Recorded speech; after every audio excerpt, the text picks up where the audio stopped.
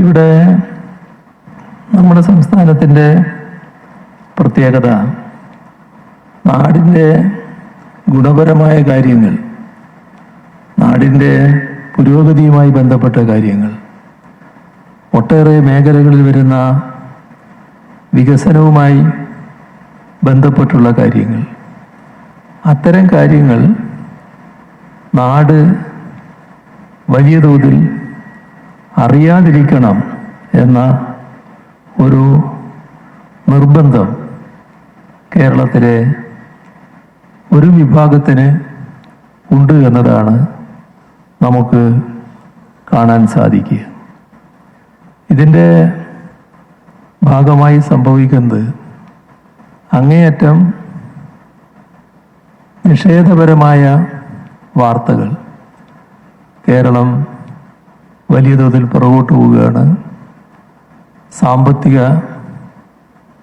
പ്രതിസന്ധി, കടക്കെണി, ഒരു പദ്ധതിയും നടപ്പാകുന്നില്ല, എല്ലാ പദ്ധതികളും അവതാളത്തിലായിപ്പോയി, കേരളം ഉദ്ദേശ രീതിയിൽ മുന്നോട്ട് പോകാത്ത നിലയാണ് എന്നൊക്കെയുള്ള പ്രചരണങ്ങൾ വലിയ തോതിൽ നമ്മുടെ നാട്ടിൽ നടക്കുന്നതായിട്ടാണ് കാണാൻ നമുക്ക് സാധിക്കുക.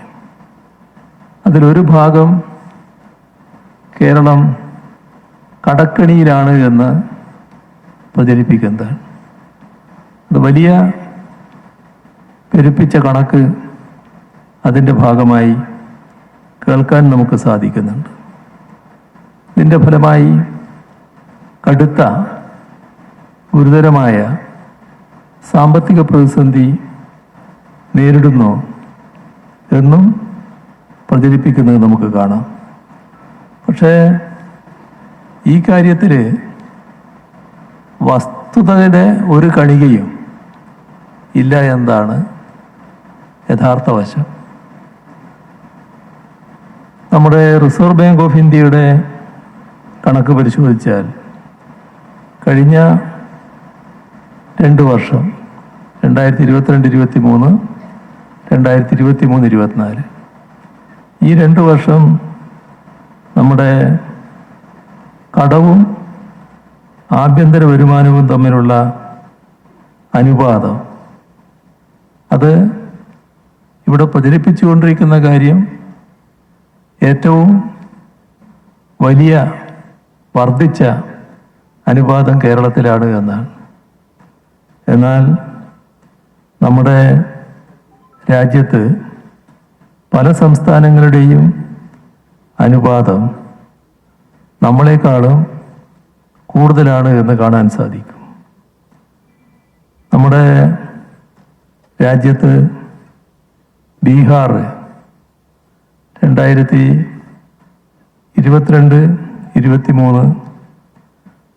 39.3% കടവും ആഭ്യന്തര വരുമാനവും തമ്മിലുള്ള അനുപാതം. 2023-24 വലിയ കുറവില്ല, 38.9%. രാജസ്ഥാനിൽ 22-23 37.3%.